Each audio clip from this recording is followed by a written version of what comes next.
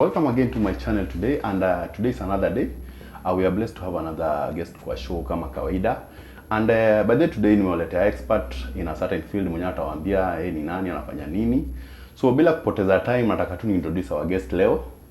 Na by the way, kama hauja subscribe kwa hii channel, please don't forget to subscribe. For the returning subscribers, thank you very much, and continue supporting this channel. So bila kupoteza time, wacha ni introduce our guest. Naye pia tujue ni nini ako nayo ya kushare na sisi siku ya leo. Mambo vipi? Mzuri. Karibu sana kwa show. Yes. Nimefurahia sana for you kutake time yako kukuja kwa hii show siku ya leo. Yes. So bila kupoteza time, ningetaka tu maybe ujiintroduce kidogo kwa mafans wangu, najua si wengi maybe wanakujua. Yes. Yeah, so unaweza jiintroduce kidogo pia wakujue. Yeah, first of all, I'm Brown Mwana Isaac. Yeah. I'm an expert in penology and security matters. What exactly do you mean na hiyo kitu, as in your word penology, because I've never come across your term by the way. Penology is study of punishment. Study of punishment. How you are award punishment to those people who have broken the law after they have gone through the legal process. Yeah. And they have been awarded with the imprisonment and whatever there. Yeah. I'm also an expert there in which now I'm referring as penology. So yako umesema ni you expert in the level of punishment mtu anafaa pay maybe after amekosa ameenda prison. Yeah, exactly. Oh, I get you. So security and security matters, which means the criminology part. Yeah. Whereby the investigations, how can you get the investigation, how can you analyze maybe the rate of the crimes. Yeah. And many other issues that are related with the security matters. Yeah. Hizi kuna hii issue unapata, kuna day fulani nilikuwa na biste yangu. Yes. In fact nilienda na yeye tukabuy phone kwa shop. Yes. Then baadaye akakuja kunipigia ananiambia sijui ameshikwa, wanasemana. The phone was brand new by the way. Yes. So akaanza kuniambia sijui ameshikwa, wanaclaim hiyo simu sijui mwenyewe it was a stolen phone. Yes. I don't know, sijui mwenyewe aliuliwa and such, as in stories zingine funny around the phone. So wewe unafikiri ni precaution gani msana anafaa take wakati anaenda maybe kubuy simu ndio ujue maybe hii kitu ni legit? Juu mimi nakumbuka kibai tulikuwa naye na ilikuwa kwa shop na alipewa receipt. Yes. So wewe kama an expert in the field, unafikiri maybe kama msana anaenda kubuy phone, yes, ni kitu gani exactly anafaa kuconsider? Yes. Ya buy simu na isimlete maneno akoshwe hii kitu ni legit. So anyway, as a security expert, that matter is very simple. And automatically it has brought many people into a trap. Yeah. So I like now to educate people outside there, more so your friends. Yeah. If you want to buy a brand new phone, maybe is it from the retailer or whatever. Yeah. First of all, there are those things that identify your phone, that this is the specific phone. Yeah. More so, there's something called IMEI number, which is International Mobile Equipment Identity. International Mobile Equipment Identity. Yes. So you must make sure that when you are buying that phone, that the IMEI number that belongs to that phone must tally with the number being indicated on your receipt by the retailer. Yeah. Because you'll find that as a security expert, we have those stories that you are telling me now, it has come to our attention, whereby most people, whatever they do, they'll sell you a phone, then on the receipt they'll indicate a different mobile number, IMEI number, on the receipt. Yeah. But on your phone, the IMEI number that is being indicated there is totally different. Yeah. But because now, like, when you want to go and buy a phone, in your mind, whatever is there is the issue of buying a phone. Yeah.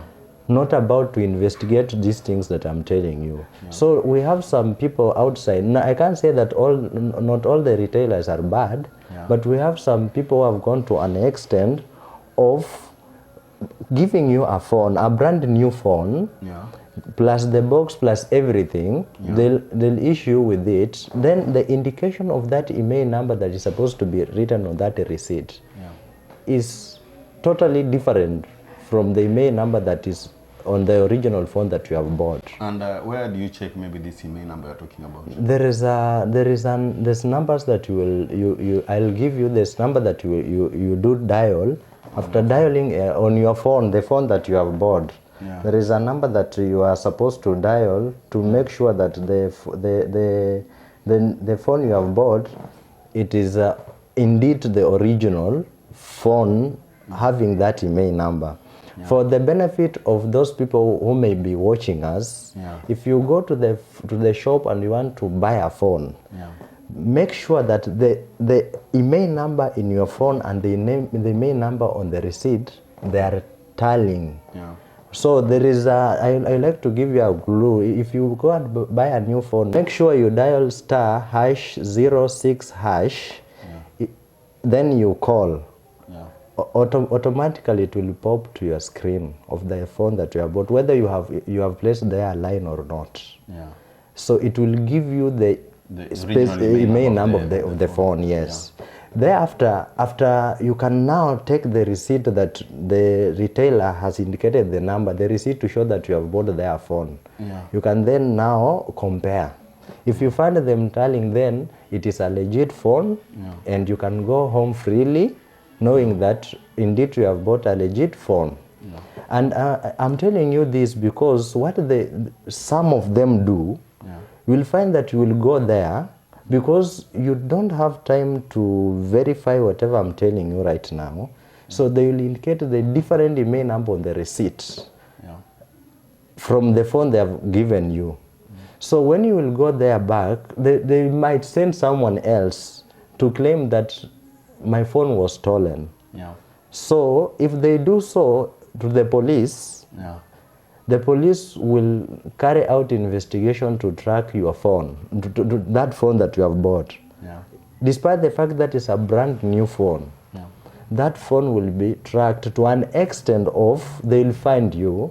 So when you will release that phone to show them that I bought to maybe shop X, when you go with the police there, the retailer will just ask you a very simple question: bring the phone that you bought it here. Bring the receipt. Plus the receipt. So you will bring it, to your shock only to find that when they dial the digits that I've given you initially, the indication on that phone, the main number on that phone is not telling the main number of the receipt. They automatically now the retailer will tell you the main number of the phone I bought is the one on the receipt. The you bought here is the one on the receipt. But the phone that you are giving us here, you just stole it from somewhere. So they'll claim that they are not the one. Who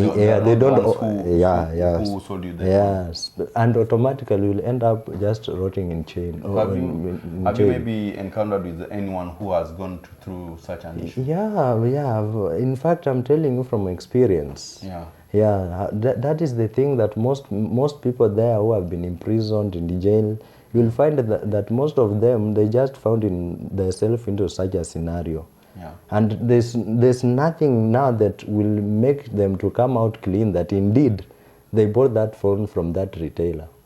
It will just show that they stole it from somewhere, and that's why most of them, they just end up being in incarceration or maybe in a probation on a matter that indeed they were genuine with the yes.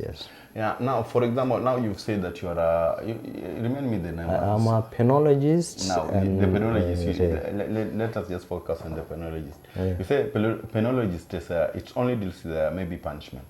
Now, maybe let's take an example of such a situation that you've been just explaining. Maybe someone has been arrested with such an issue, automatically will be jailed.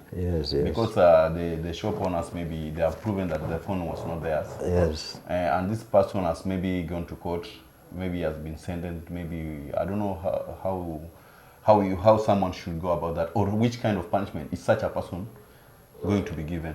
So as now, let me say, as an expert in that field, so whenever something like that do happen, like I'll follow whatever, like the rule of the court. What did the jury say about it? Thereafter, I'll subject you on rehabilitation process of a thief. Of a thief. Yeah. So whatever that has been happening there, indeed you are honest, but I'll just subject you to the program as a thief. Yeah. And maybe if you come there, I'll assume that maybe you are that idle, Yeah. so that you don't have any means to make money. That's why you are stealing things from maybe retailers or whatever. Yeah. So we shall subject you when you come there to be even to a course of a carpenter. Yeah. Where you will do for maybe some time or some period, Yeah. basing on the duration that you have been jailed or imprisoned. Yeah. So that whenever you come out of that, you can have a different job that you can be used to raise some cash. Yeah. So that it can assist you to carry on or bring you a living. Yeah. So that you can go there and steal things from maybe shops or whatever.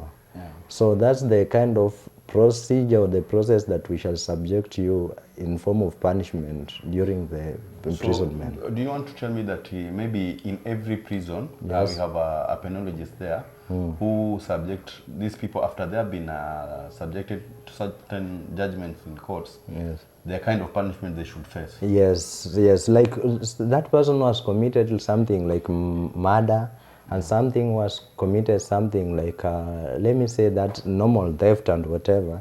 The kind of syllabus, the kind of punishment they're supposed to pass through, it is not similar. Yeah. Yeah, so you give people punishment basing on what they deserve or whatever, basing on the mistake they did.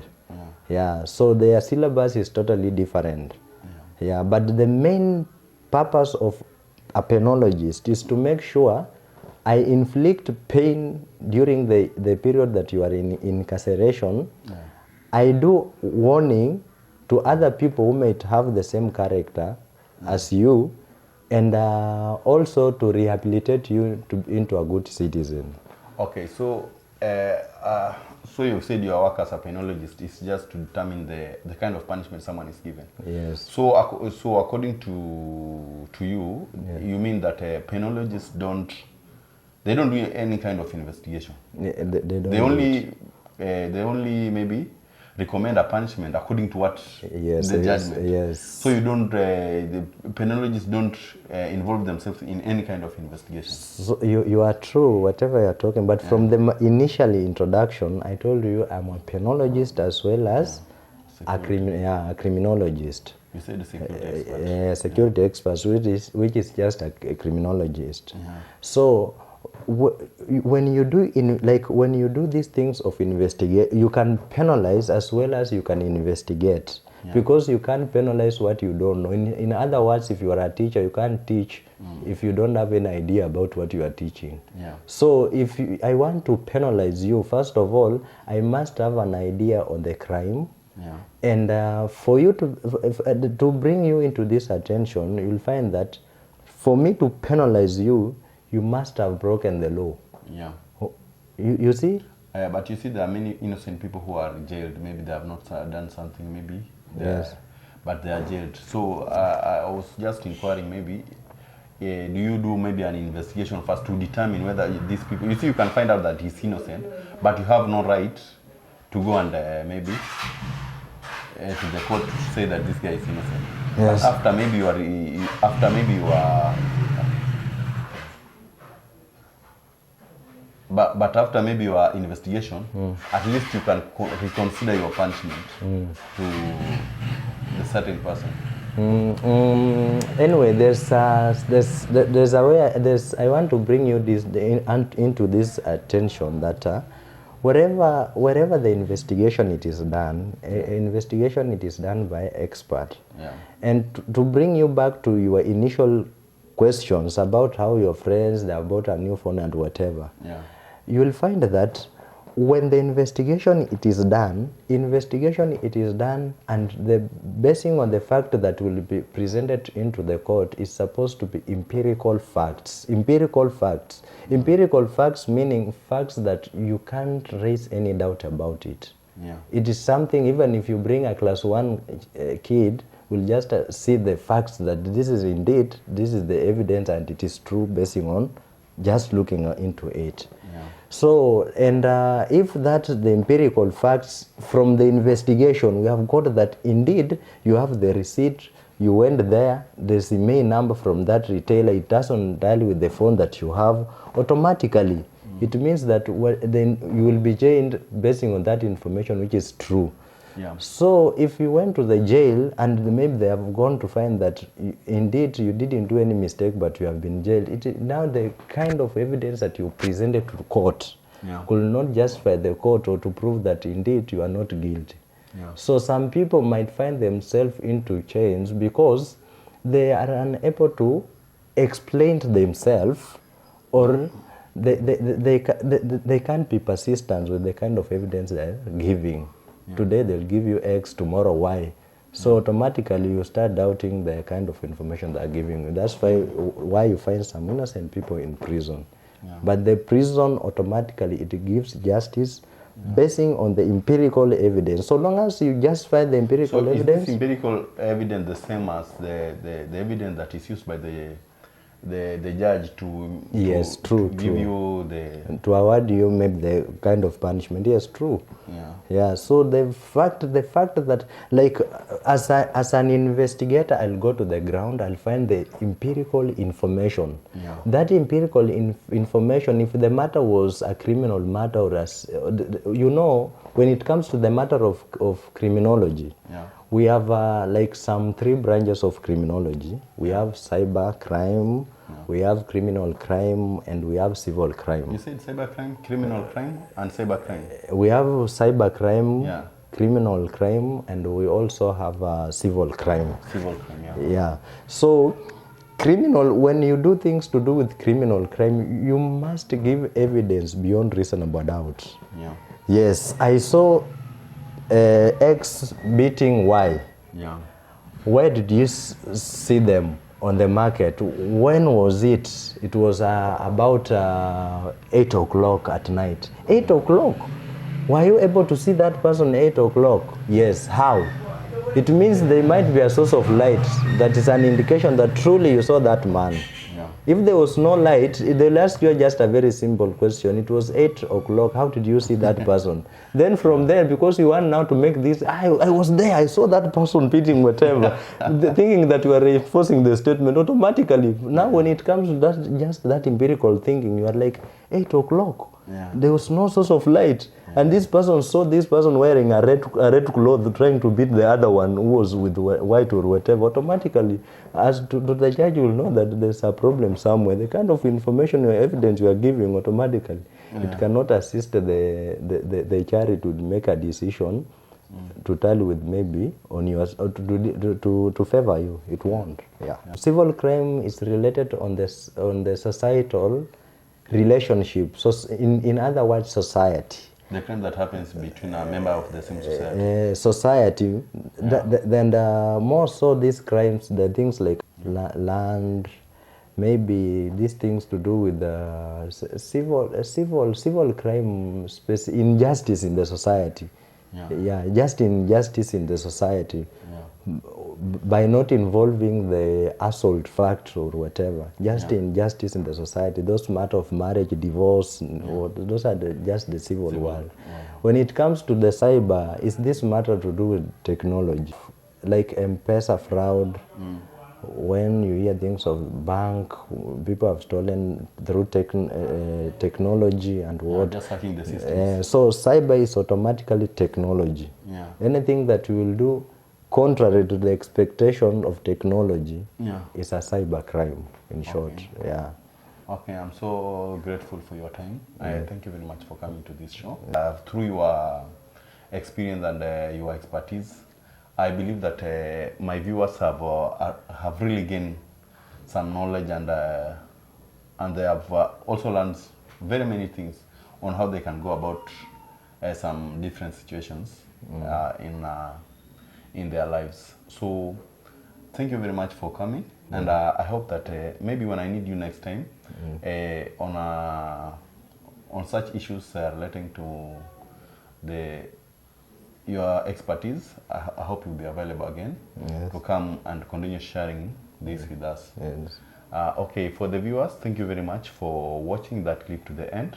And if you have not subscribed to this channel, please consider subscribing so that you don't miss our next video. Thank you very much. Until next time.